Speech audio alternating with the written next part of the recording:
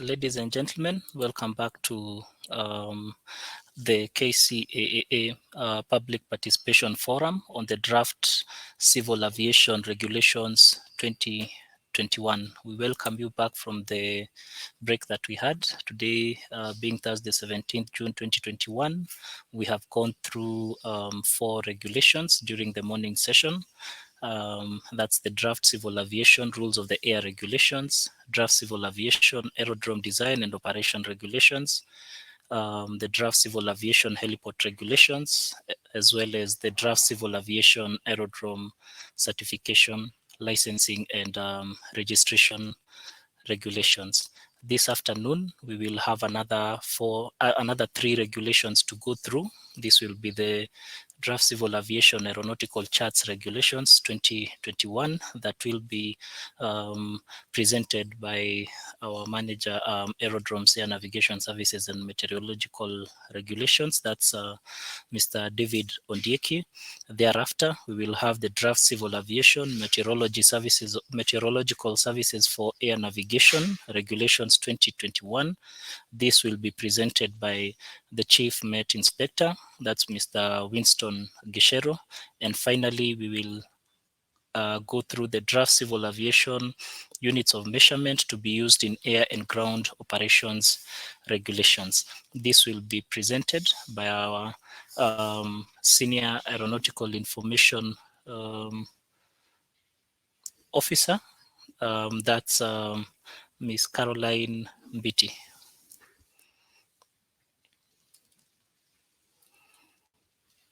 Okay, thank you.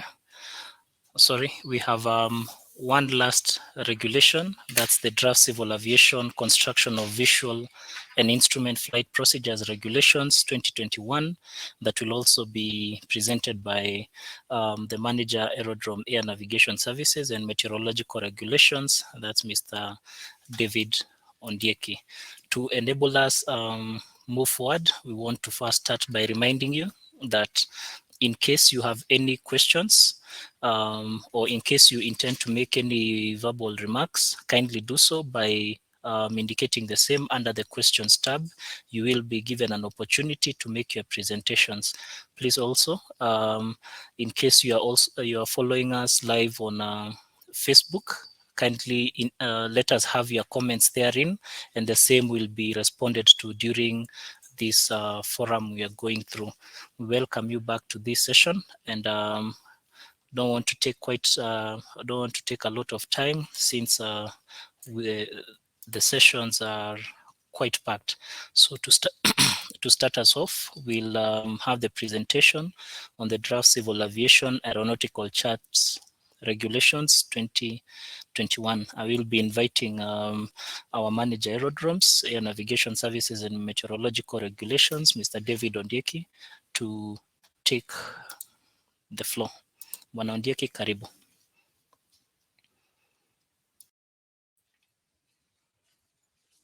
Thank you, Dennis, for the introduction, and basically a welcome for this particular afternoon session that we shall be able to be looking at the Draft Civil Aviation and Aeronautical Charts Regulations 2021 as amended, and looking at the matrix that is applicable for the provisions that have been brought on board and are shared so that we can be able to go through the same and be able to understand what are the issues that necessitated this particular change, and if there are any comments and areas where we can have consensus on the same. So I believe you are able to see my screen, and which has already been shared. Just a brief introduction is that these regulations are anchored on the provisions of the International Civil Aviation Organization Standards and Recommended Practices as contained in Annex 4 of the Chicago Convention. And specifically, this particular provision that we have looked at are as a result of amendments number 60 and 61 that have been brought about by the International Civil Aviation Organization by virtue of having their mandate and being responsible for the update of the provisions for the regulation of international civil aviation. So we look at the matrix starting at the interpretation part of it. we have a new provision that talks about data quality, which basically is an adoption of Annex 4 para 1.1, that it says data quality means the degree of level of confidence for the data provided to meet the requirements of the data user, which basically is an enhancement of the provision. Remember, as we were going through the provisions of Annex 15 yesterday, we realized that there was an overhaul in data management within the Aeronautical Information Service jurisdiction. And hence, since these particular two annexes are interrelated in one way or another in terms of processing of aeronautical information and data, a change that is consequent into one affects the other. So, and hence, that's why we are having that particular change. There's also a new definition or a new interpretation that was provided for as in data resolution. That means a number of units or digits to which a measured or calculated value is expressed and used, which is basically also contained in Annex 4, paragraph 4.1. And the same, we also have the HRP, that's the heliport reference point. That means a designated location of an heliport or a landing location. Another term that was introduced on this particular revision is procedure or altitude height. Procedure altitude stroke height, which means a published altitude height used in the defining the vertical profile of a flight procedure at or above the minimum obstacle clearance altitude stroke height were established, and this is basically adopting the same for purposes of when publishing a chart. We can be able to make use of the same provision, so that it's a requirement when publishing some specific charts that we shall be able to be looking at this afternoon. So that is as far as the interpretation part of the regulation is concerned. Then I move on to the application part, that is regulation number 3. And there's a change that was brought about, that's regulation number 1, that was amended for clarity, that this regulation shall apply to a person or an entity providing an aeronautical cartographic service within the designated airspace and at aerodrome for civil aviation purposes in Kenya. So basically, it's just a clarification, and whereby the previous provision was not that clear in terms of the application of the regulation, and more so to which area the regulations were able to apply. Sub-regulation of the Subregulation 2 of the same regulation says no person or entity shall provide an aeronautical cartographic service unless such organization has been certificated. And I think based on the input that we got since morning and yesterday, this will be further be amended to reflect certified unless it has been certified to do so by the authority. So that's an update that will be further revised based on the comments and feedback that we have been able to receive so far. So that's as far as sub-regulation number 3 for the application. And those are the two changes that were able to be made on the regulation.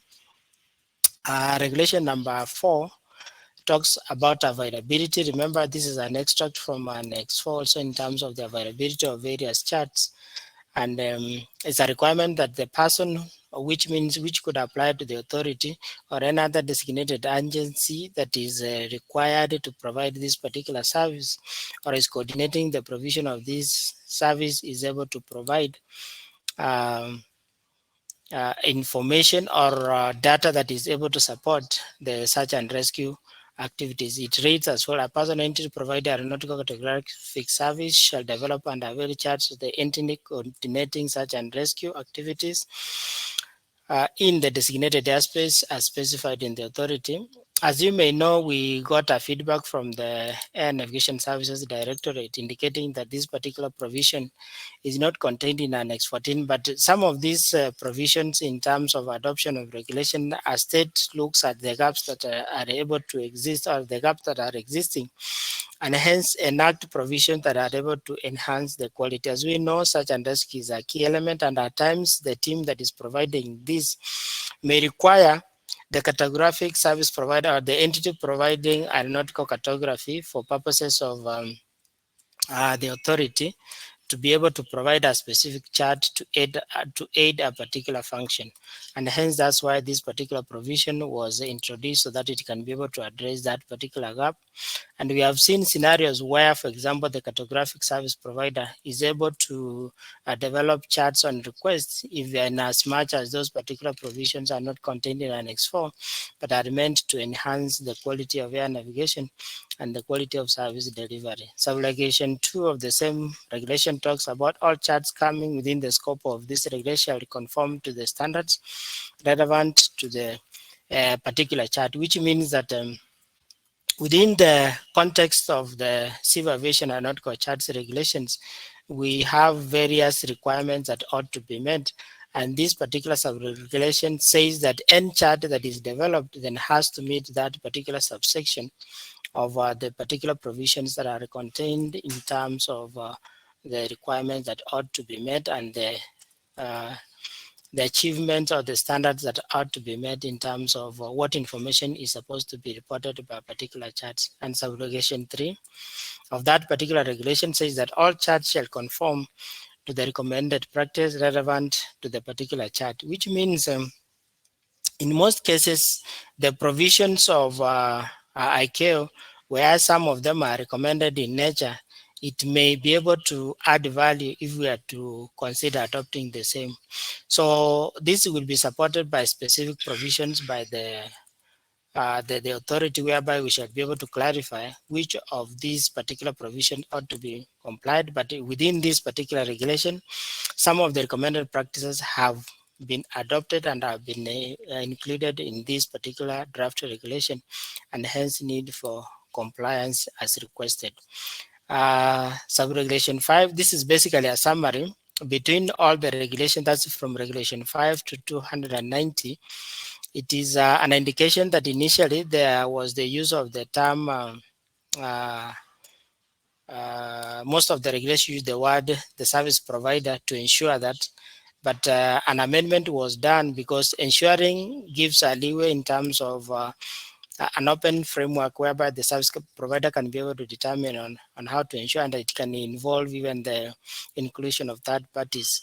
But these particular provisions were amended such that the service provider is held responsible, and the term was amended to reflect that is the role of the service provider to execute or meet a particular provision as contained in these regulations. And hence, the introductory part of most of the regulations was changed from ensuring and the service provider shall, so that he can be able to meet that particular obligation. And the same provision as from regulation 4 to 290, the regulation, some of the regulations had provision where the word prescribed was used. This was amended to reflect that the specifications will be able to be provided. So where the term prescribed was contained in the previous draft, it has the previous regulation, that is the 2018, the Civil Aviation Aeronautical Charts Regulations 2018. If they contained this particular term prescribed, that has since been amended to specified. And hence we could not be able to go throughout the regulation, but that's a general indication of a particular change that is cutting across all the regulations. If we can be able to proceed to regulation number 12 in terms of spelling of geographical data, and sub-regulation 2D, that's Delta for regulation 12, an introduction was made that is consequent to amendment number 60 to the Annex 4, that says that accepting names of places and the geographical features in countries which officially use the varieties of the Roman alphabet, which means that within the state even, whereas we have the provision of using the same alphabet, it should be able to be the format or the methodology through which the naming convention shall be able to be used. Sub-regulation E of the same regulation translate normalized names that have not been officially produced or adopted and outside the territory of Kenya from an non-Roman alphabet. In case where this particular alphabet is not applicable, then we shall be able to have a translated Romanized names for purposes of charting and naming convention of various elements of the aeronautical cartography function that will be provided by the entity that will be able to be designated. Regulation 18, subrogation B, depict the face of the reverse of each chart used for visual flight or those parts of the ATS airspace classified classes applicable to the airspace. Initially, we had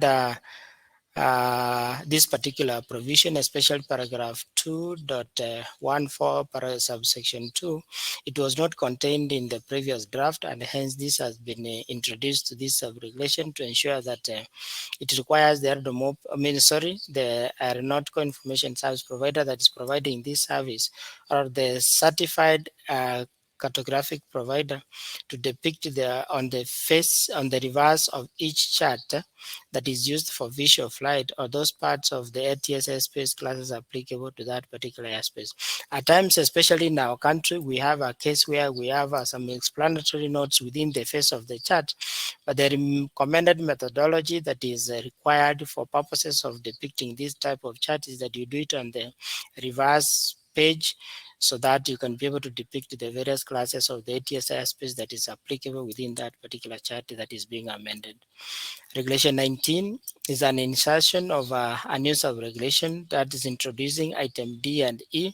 And item D and E, the source of this particular change is from Annex 4 as a result of amendment number 60, paragraph 2.15.3. If you are with me in the last paragraph, in the last column, sorry, and it says complete that's sub-regulation D. It says complete the application of a magnetic variation change for instrument procedure charts within a maximum of 6 IREX cycles. This particular requirement was not there before, but has been included as a result of the changes brought about by amendment number 60. Subregulation E, apply a single round value of magnetic variation in terminal areas with multiple aerodromes so that the procedures that service multiple aerodromes use a single common variation value. So which means especially if you are publishing a variation item, and I think this is normally provided at the top of the chart so that one can be able to have adequate interpretation of the tracks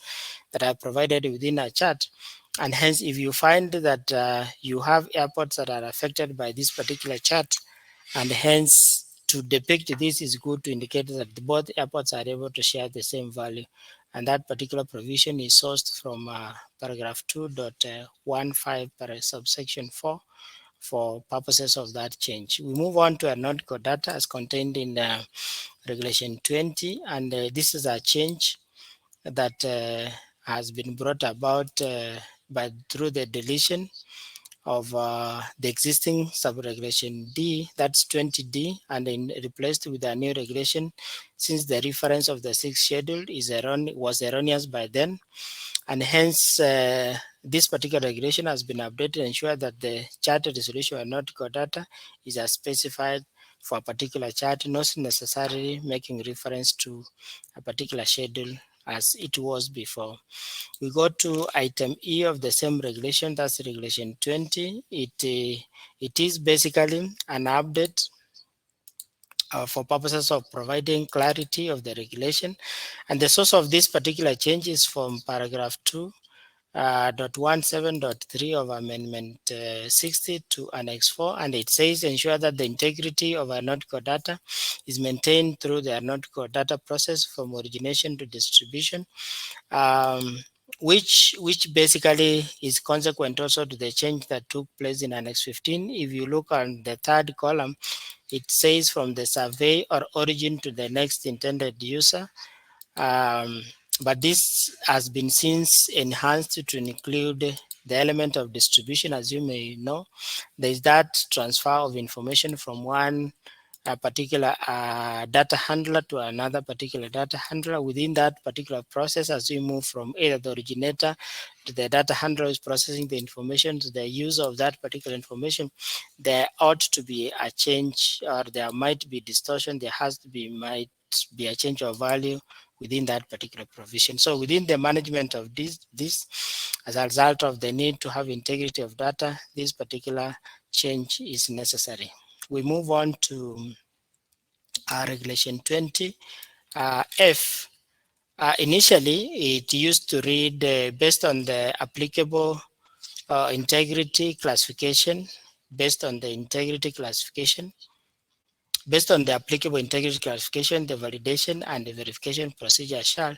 However, this has since have been deleted and a new sub-regulation so that it can be able to be aligned with the paragraph 2.17.3, and it reads ensure that the nautical data specification concerning the integrity classification shall be as provided in the second schedule of the Civil Aviation and Nautical Information Services regulations, which means that there's interdependency. And if I may comment at this point in terms of data accuracy values and the integrity values that have been provided, which were contained initially in various annexes, if I may talk specifically for Annex 4 and 15. This information has since all been consolidated in Annex 15 and is within the first schedule. And hence, all data issues that were contained, be it in Annex 14, be it in Annex 15, be it in Annex 2, be it in Annex 11, specifically not 2, but in Annex 11, they have all been consolidated to Annex 15, and hence it's important that we make reference to that, and hence this particular change. So that change is consequent of that particular move. And yesterday we mentioned the publication of the PAN-SAME document, whereby the acts, especially the doing part of the processing of information, has since been moved from the annex and then taken into the PANs, especially those provisions that are uniform, and then other further activities are contained in the Nautical Information Manual that has since been revised, and we are aware that there is a new edition that is in draft stage that is due for publication anytime from now by the International Civil Aviation. I move on to Regulation 20G.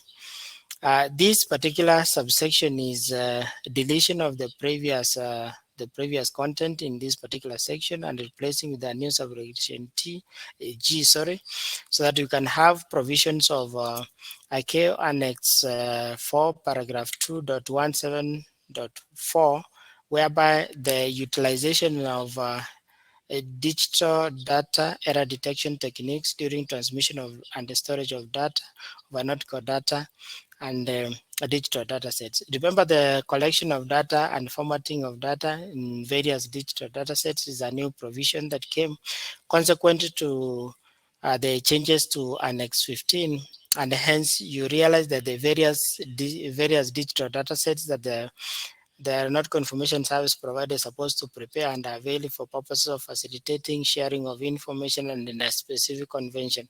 In line with the requirement to prepare nautical charts, then this takes care now of data error detection methodologies that you shall be able to ensure that as the data is processed and stored, you should be able to ensure that there's no distortion of the accuracy of the information that is contained. So, subregulation H of regulation 20, I think this has been deleted as a result of the changes to Annex 4, because the same has since been removed in from Annex 4. If you take note, it was basically on the utilization of the 32-byte cyclic redundant check, that's the CRC, and some of these provisions were difficult to demonstrate. If you remember, the maintenance of data accuracy before the element of ensuring accuracy from the raw data provider throughout the aeronautical data process to the next intended user, there were specific values that were contained, especially in Annex 15, Appendix 7, for those of us who can be able to remember. And these have since all of them have since been removed, and then we have different parameters of measuring accuracy, and hence they change. As a result of this particular amendment, then definitely this particular provision had to be removed so that you make it in line with the new provisions in the annex. Regulation 21 D is also an update of the provisions that were contained before, and making reference to the sixth schedule that was basically erroneous, and I had explained this, and also to ensure that this provision is in tandem with the subregulation, the provisions of Annex 2, Annex 4, paragraph 2.18, sub paragraph 1.3. The chart resolution of geographical coordinates shall be that are specified for a particular series of charts. So which means that it's an adoption of a provision that we did not include before that was contained in the annex. Um, Regulation 21E, we did not have this particular provision before, but an introduction so that we can be able to have it in tandem or in line with the provisions of the regulation, that is adhering to the specification concerning the accuracy and integrity classification WGS related aeronautical data as provided in the second schedule of the Aeronautical Information Service. So that is basically to ensure that we are aligning the two provisions in terms of compliance with the new provisions of Amendment 60.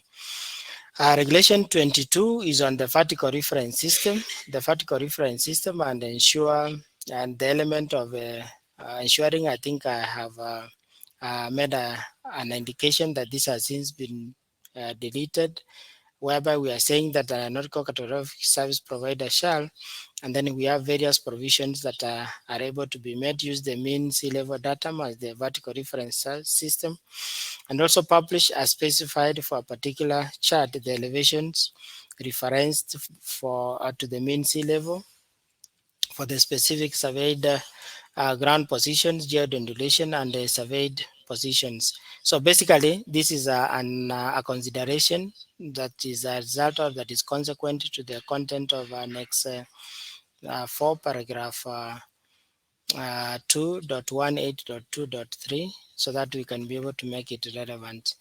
The other change is the same regulation, that's regulation 22. And then we have item C, that is basically, it's not a change, but the revision is due to a grammatical error for that has been revised for clarity. And now is reading to ensure the chart resolution of the elevation and geodundulation is as specified to a particular chart or series of charts as provided in the second schedule of the Aeronautical Information Service regulations. If I move on to regulation number 24, regulation 24 that talks about charts to be published, and aeronautical information cartographic and aeronautical cartography service provider shall publish the following charts. And I think best if I have, at this point in time, I can point out the feedback that we received from the NS Directorate is that the list is okay as listed. However, there's an inclusion of the search and rescue charts. These are not mandatory within Annex 4, however, is a provision that can be able to aid the teams that are concerned with the undertaking these activities, whereby you can be able to have specific charts that are made for specific areas, maybe through regular occurrences that you can be able to aid the access of that particular area of application of the paths, and as required, you may be able to aid that function. And the search and rescue is not the only function that may require application of charts. There are many other, and even maybe there could be need as may be required depending on the user specification that may be available to the department for purposes of aiding air navigation. So with that, I think I'm done with part 2. Having done part 1 and part 2, I move on to part 3 that talks about the specific chart, and in this case, the aeronautical obstacle chart, ICAO type A, that is the operating limitations. And this is basically anchored in the provisions of Annex 4, that is Chapter 3. And then the first change under this particular chart is on the function of the chart, that's Regulation 26, and there's an amendment. The requirement or the gap that we identified at this point in time with the publication of the 2018 regulation is that when you fail to provide the term ICAO within the title of the chart, then it means it doesn't need to comply with the provisions of Annex 4 or the regulations that are published for that particular state. So with this gap, we made it clear where that has not been so precisely indicated, then this change was introduced as a result to address the gap that was there before. And hence the regulation now reads, an aeronautical cartographic service provider shall publish the aerodrome obstacle charts ICAO type A, and in combination the relevant cartographic information published in the aeronautical information publication so as to provide the data necessary to enable an operator to comply with the aircraft operating limitation. So that is the provision that is necessary in terms of enhancing the clarity of the need or as to why we need to publish this particular chart. If I move on to regulation number 30H, regulation 30H uh, talks about the format, and we are still within the same chart. This is a new sub-regulation that has been introduced. It has been basically been amended to align the same with Annex 4 and address the omissions that was there in the other regulations. And now it's reading that ensure that the vertical grid have intervals of 30 meters, that's 100 feet, and the horizontal grid have intervals of 300 meters, that's 1000 feet, being an extract from Annex 4, paragraph 3.5.3.1. Regulation 44C on culture and topography, it has a change also on the same, but now currently we want to improve the reference, because initially it made a reference to regulation 45, but this is basically was a wrong reference, and the correct reference of this particular sub-regulation was to regulation 46, and it's saying show all object either cultural or natural, and project the above the above takeoff and approach service specified in regulation 46 of the clearing and marking services specified in the civil aviation atom design and operations regulations. And then there's a continuation after that. So basically this is a wrong reference that was provided at this point in time, and hence the change. Regulation 53 is a revision, especially in the removal of the word electronic terrain. And the basis of this particular change, if you remember, initially in Annex 15, we used to have a chapter 10 that was talking about electronic terrain and obstacle data. And ICAO has since dropped that term electronic, whereby now we have a reference of the same content that is known as terrain and obstacle data. So as to make the information current and consistent with the provisions of ICAO Annex 4, this particular change was found necessary for consistency, and hence the change now that is reading portray the terrain feature and associated attributes and the database linked to the chart, and based on the terrain datasets which satisfy the requirements of the civil aviation and not conformation regulations, which basically is making a reference to the initial chapter. But as a result of the rearrangement of the provisions of Annex 15, these have since been moved from Chapter 10 to a different chapter, I believe, are not confirmation updates, and hence that is where that particular provision. But the bigger picture is the deletion of the word electronic to make it consistent with the provisions of Annex 4. Regulation 53B on the terrain feature, we also have a minor editorial, which was basically a typo error, whereby it was reading a general impression of a terrain which is to be a representation of the terrain surface by continuous elevation.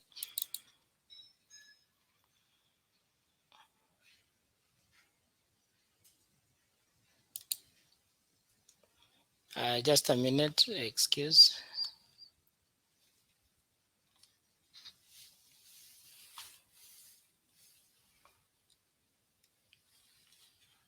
It's okay, we can be able to proceed. Just a minute. Thank you. We were on regulation number 53B, whereby I was explaining that there's a small variation in terms of the content, the general impression of terrain, which is to be the word to had a typo error. However, the same has since been corrected, and impression of the terrain which shall be a representation. So that was basically a typo error on that particular regulation. Regulation 53C, that is still on the terrain feature. We also had a typo in that particular area, but however, these particular provisions are all sourced to make it consistent with the paragraph 5.5.2.5 of Annex 4. And now that particular section 0 provide a representation of terrain surface as a selectable layer of the contour lines in addition to the digital elevation model that is basically Annex 4.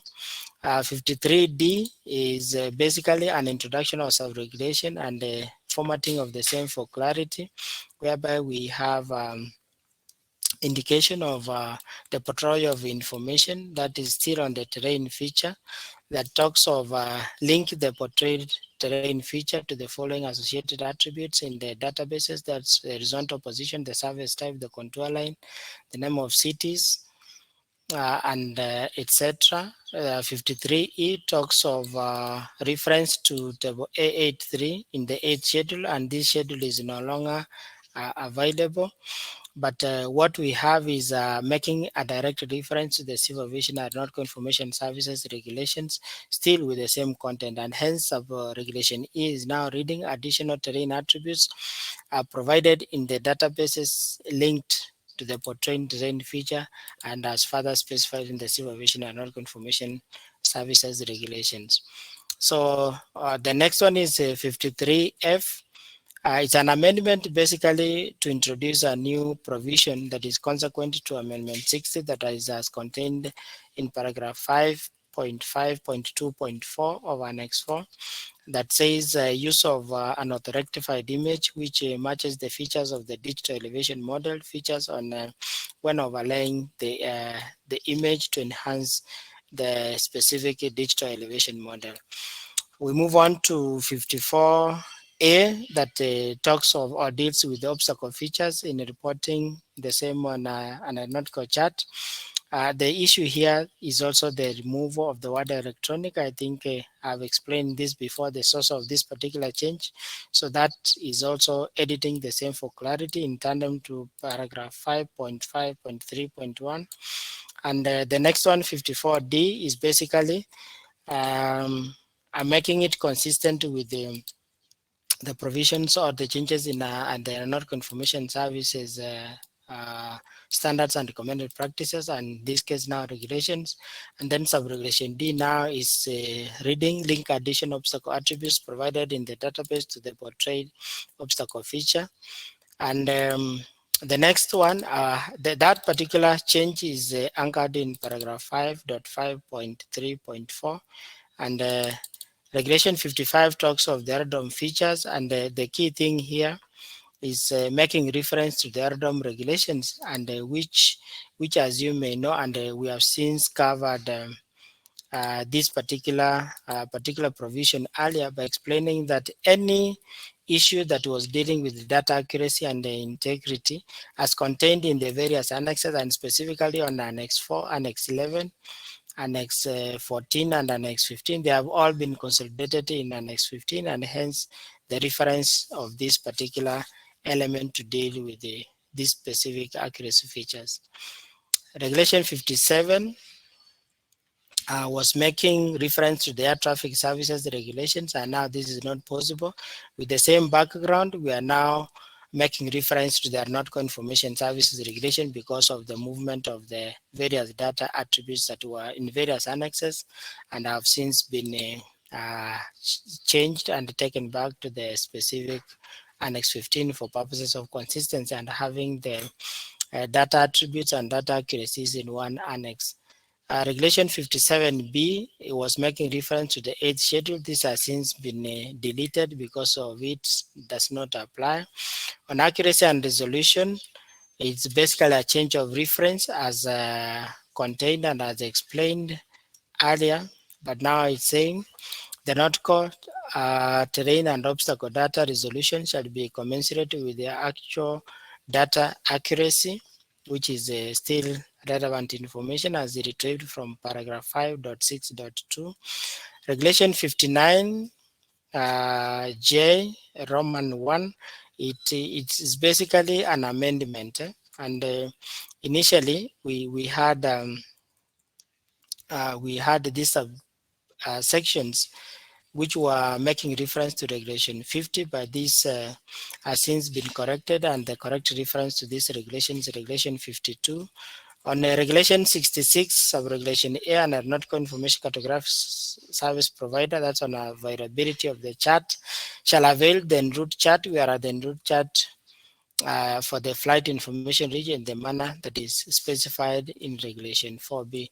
Regulation 4B, remember, was talking about the specific provisions of this regulation that may in some cases include the provisions of the standards and also the provisions of the recommended practice. But as I said during the introduction part, is that some of the applicable recommended practice that are relevant for adoption as a state have been included in this particular change. For those that are not um, able for us to comply with because they are not mandatory, we have not been able to adopt them as part of the regulations. Regulation number 72 is basically talking about bearings, tracks, and radials, bearings, tracks, and radials. And it's also, it was making to paragraph, that's Roman 2, and that has since been changed. And a new sub-regulation has been introduced that talks of use of the true north or grid north in areas of high altitude where it is determined by the authority that the reference to the magnetic north is impractical. This basically at times may apply or in situations where, for example, those who are in regions that could require this particular reference. However, further guidance in the event that it's not easy to make reference to the magnetic north, then the authority would have given consensus that this can be able to be published by making reference to the true north or grid north in such a circumstances. Regulation 75 is basically on the depiction of the air traffic service system in the chart is basically the numbering of sub-regulation 1 and 2, as well as to ensure that the same are amended, have been amended for clarity, where we are saying shall show the components of the established air traffic services system where appropriate, and the components that are referred in sub-regulation 1 shall include the items, and thereafter I think the items are listed consequent to that particular regulation. Regulation 76 talks on supplementary information, which is basically the adoption of Amendment 60, and we are on paragraph 7.9.4.1, which is an introduction of the term ICAO. And I remember I explained earlier on where you do not have this particular term indication. For example, you are talking of a standard departure chart. For example, instrument, it has to have ICAO indicating that it complies with the provisions of ICAO. And hence, initially when we published this information, the term ICAO was missing, and hence that was inconsistent to the requirements of Annex 4, and hence this particular change. The same to regulation number 100 is that particular change. The element of basically renumbering where cases where it was not possible, and where an error had been made, and we are still talking about the air traffic service system as depicted in this particular type of chart, and ensure that the various components that are referred in sub-regulation 1, that's 101, are able to comprise the items that are listed, and I think we have been able to go through these particular items. Further to regulation 100B, as a result of amendment number 61, I think is becoming applicable in July. We thought it wise to have it included on board. There is an introduction of a variable in Roman number 3. It says the radio navigation aids associated with the route, including one, when the radio navigation aid is used for conventional navigation, the Morse code. So it's in as much as it's an old technology that we know it's not really applicable, but still is being retained as a requirement, and hence the adoption of the same into the specific requirements. And hence, as a result of that change, we had to reproduce that particular regulation for concurrency and consistency. The same is the main reason why those subsections are basically provided. I could wish to go to regulation number 101. Regulation number 101 talks of aeronautical database requirements, and it made reference to ICAO Doc 8168, Volume 2, Part 3, Section 5, Chapter 2. And I think this was an error to make a direct reference to an ICAO document. And as a result of that, we will have this specifically specified by the authority in form of an advisory circular. If not, then we will have this provision published as a schedule to this particular regulation. So the specification will be provided by the authority to avoid that direct reference, because not all users of this particular regulation will be able to have access to this particular document that was quoted under this. But these provisions are key. It deals with the publication of charts and the aeronautical information once the procedure design function is done and how the information is depicted. So there's a direct correlation between this document and the aeronautical information that is published in charts, and hence the need to have that specification provided by the authority. Under 105 is a new provision that has been introduced by an amendment to Annex 4, that's paragraph chapter 10,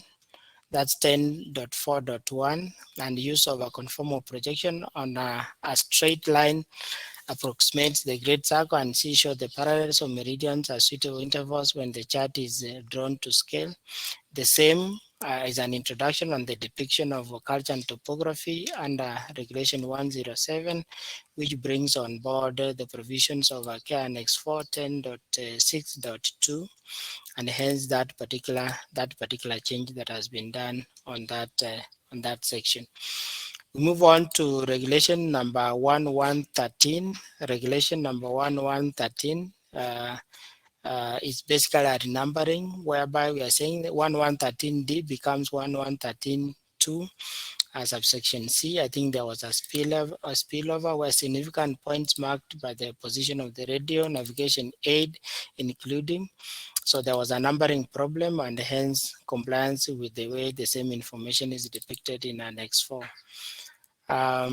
Regulation number 1114 is basically database, aeronautical database requirements, and is the same initially, the making of the reference to ICAO document 8168 volume 2, part 3, and hence the same has since been changed, and the specification will be provided by the authority, and this can be either be adopted as a schedule into this regulation, or we can publish it separately as an advisory circular. Regulation number 120 on the identification of the chart. The aeronautical cartographic service provider shall identify the chart by the name of the city or town near which the aerodrome serves. I remember there is a colleague who asked a question in the morning when we are dealing with the aerodrome design and operation regulation in terms of the naming of an aerodrome. The naming of an aerodrome equally needs to be done in reference with the city or town that is closely related to where that particular aerodrome, to avoid the conflict of or issues where identity can be a challenge in terms of the identification of that particular element. But the bigger thing here is that we made a correct reference to this particular provision so that you can be able to have it in tandem with the provisions of Annex 10, volume, Annex 4, paragraph 10, subsection 5, that is 10.5, paragraph 10.5, that is where that particular provision is coming from. And regulation number 123, we have the depiction of bearings, tracks, and radials, the same to regulation number 127, but the regulation number 125 has been deleted. That is consequent to the change to amendment number 61 of Annex 4. So with that particular deletion, once that particular change occurred in Annex 4, then definitely the same content had to be removed from the regulation. On regulation number 132, the same reference to this particular regulation is also done so that we can make the same consistent. I think I've explained this is because there are a number of charts in this particular document and this particular annex that are related directly to document 8168, and hence when you make a reference to it, it doesn't bring out the specific provisions clearly, and hence the need for us to give that particular provisions clearly in another document that can be read in tandem to this particular regulation. I move on to regulation number 159 is basically on aerodrome data. The same has been basically adopted for which was initially a recommended practice, but when we looked at it, we found it's something that is a deal and a requirement that we can be able to make use of to enhance the quality of the data that is provided. And specifically, this will address the new type of aircraft that are in place. And it says that in the chart, the location where wingtips may be safely extended in the aerodromes, accommodated aerodromes with the folding wingtips.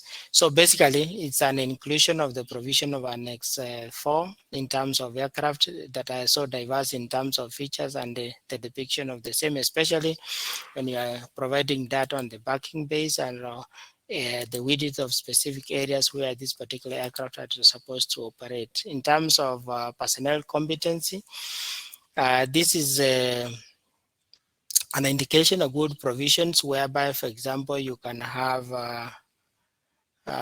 staff given authorization to perform a particular undertaking.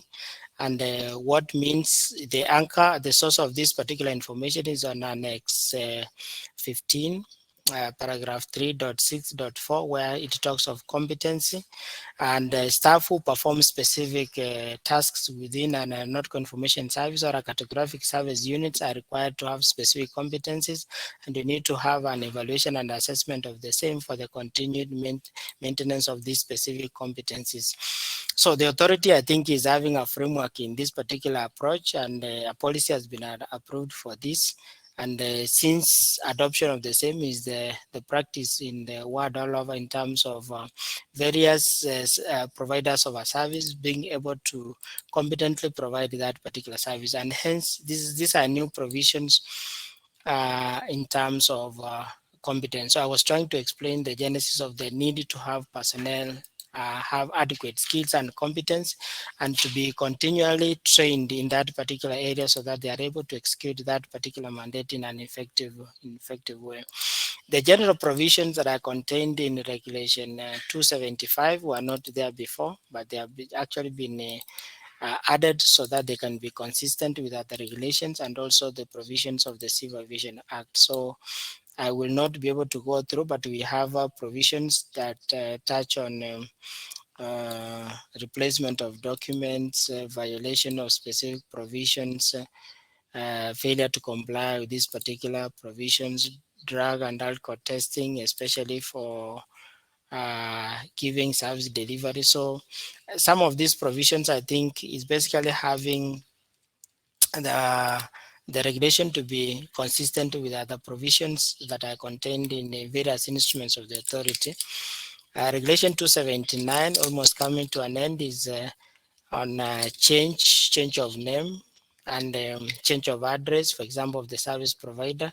The Regulation 282, 281 and 282 is basically on offenses and penalties and introduction of this particular area that deals with the same, and consistency of the value that is charged. Remember, in the morning we spoke of a fine not exceeding 1 million, and also imprisonment of a term not more than 6 months. So basically, this is making this particular section to be consistent with the other uh, instruments of with it that have been published within the authority. Regulation number 284 and 285 is basically an introduction. For example, the effectiveness of this particular provision, and also 285 alliances or any other document issued to the operator prior to the commencement of this regulation should continue to be enforced. That means that if there was an authorization for a particular service provider to continue providing this, irrespective of new provisions coming into force, the document that was issued will still remain valid for a particular period before compliance of this particular regulation. Last but not least, on the schedules, we have basically deleted the sixth schedule has been deleted from Annex 4. Consequently, then it's removed also from the regulation. Last but not least, on the second schedule, there was a change from ICAO in terms of the depiction of uh, the procedure altitude or flight levels, and then these are since been adopted for inclusion into the regulation. So that becomes the last area or the last change in terms of uh, the matrix that we are going through. Sorry that it was quite long, but we have been able to cover all the elements that were necessary. So with that, I hand it over to the moderator of the day for guidance on the further areas to proceed. Thank you. Dennis, you have the floor, please.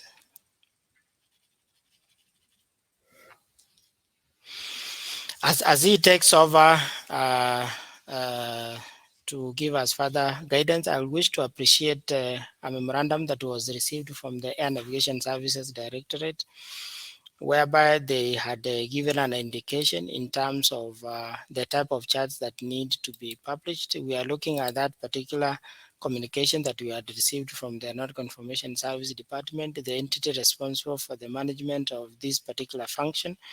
We'll be able to communicate whether we will take it on board. If we take it on board, we will let you know in the next draft of this particular regulation, so that the same can be taken on board. So that is since appreciated in terms of feedback. One thing that I also need to mention is that we need to consider basically to go through these particular provisions so that in case that there is a gap before we move on to the next level, you can be able to bring the same into our attention, so that we can be able to have the same published. Before we have the same published, we can be able to include your input to the same as may be required. So with that, I think this brings us to the end of this session, but your questions are welcome. At the moment, I do not see any question at the moment, unless maybe there are two questions here. If I may be able to respond as a regulator, which do you recommend, correction, as a regulator, which do you recommend any type of charts, for example, Jefferson or Lido for use by operators? Thank you, Patrick, for these particular questions. These are external service providers. And for your information, the information published by Jefferson and Lido, and with due respect of the two entities, is basically sourced from the state first, and then it's packaged to meet your needs. I may not be able to directly mention that or respond that Jefferson is a better service provider or Lido is a better service provider. It depends on your needs, and you may be able to determine who is the best service provider in terms of your needs. But as you know, they are basically data packers, and I know some for effective operation, for example, the automated functions, especially in the aircraft, require coding of specific procedures, and hence you have to use these service providers for purposes of packaging that information. So it's up to you to decide who is a better provider. I may not be able to give that guidance as an authority. Correction to my grammar, do you recommend any charts for use by operators? It depends on the type of operation, Mr. Patrick, that you're making, because every phase of a flight, be it from, let's say, a taxi from an aircraft stand for purposes of movement, ground movement, departure, then route segment, the the arrival, and also the approach to land, and also taxi back to the stand. All those phases of a flight have a specific chart that you want, you may be able to use. So this particular question, I may be able to recommend that maybe you can engage us further, so that we can be able to have a discussion in terms of recommending a particular chart. But if you are undertaking a VFR operations within the Republic of Kenya, then the Kenya Aeronautical Chart 1 in a million may be ideal, because it provides both the terrain information and also the location of various airstrips. So it depends. We also have an en route chart that's published by the authority that you may be able to consider using. There are different charts, and specifically, especially if you look at the Kenya Aeronautical Information publication. So It is not specific. It depends on which area of use that you may be able, because there are different charts that are required as per the provisions of these regulations, and hence kindly engage us further. We can be able to give the requisite advice as regards to your operational needs. However, we are so glad, Patrick, that you asked that question, and we believe that that particular feedback has been able to be responded to. Thank you so much, and I invite my colleague, Mr. Kimani, the moderator of the afternoon, to take over the session. Thank you so much. So thank you very much, David, for the presentation on the draft Civil Aviation Aeronautical Charts Regulations 2021. As you can see from the matrix that has just been presented, the changes have been occasioned largely by amendments that have taken place on Annex 4. And we at KCA try our best to ensure that we continuously and we are up to date with the latest ICAO standards and recommended practices. We kindly request for any additional comments or input from the participants before we go into the next session that we intend to start from 3:15. We intend to take a break in a few minutes to enable us have a 5-minute break before we get into the next session. You are kindly also reminded that on the right-hand side of the screen, you have the poll section. Kindly let us have your input, your feedback on this session that we have been holding, being the Public Participation Forum on the Draft Civil Aviation Regulations 2021. The poll will be quite important in enabling us make decisions in terms of how we will be conducting future stakeholder forums. I can see Bwana Patrick Karinda. You're grateful for the response that has been given, and Bwana Ondieki has shared his email address. So in case of any questions, kindly indicate so and ask the new question provision, or in case you wish to make any oral presentations, kindly do so, and an opportunity will be granted for you to address this particular forum. We are waiting for any questions or any input from the participants on the draft aeronautical, draft civil aviation aeronautical charts regulations. The next regulation that we will be going through is the draft civil aviation meteorological services for air navigation regulations that will be presented by our chief met inspector, that's Mr. Winston Geshero. Kindly let us have any comments or input on the regulations. But even as we do that and as we try to save on time, you are requested, in case of any pending or outstanding questions, kindly send the same to the dedicated KCAA email address on the draft of the regulations. The email address to send the comments is KCAS, that is KCARS 2021 at kcaa.or.ke. All these comments will be collated together and presented thereafter, showing the comments that have been received, the consideration that was made by KCAA, and the final text of the regulation. So that email address again is kcars2021 at kcaa.or.ke. I also just finally wish to update you in terms of logging into the next session. There is a link that we are sharing. That's https://livestorm.co//KCAA. This link will enable you transition into the next session that we will be holding, being the review of the draft civil aviation meteorological services for air navigation regulations 2021.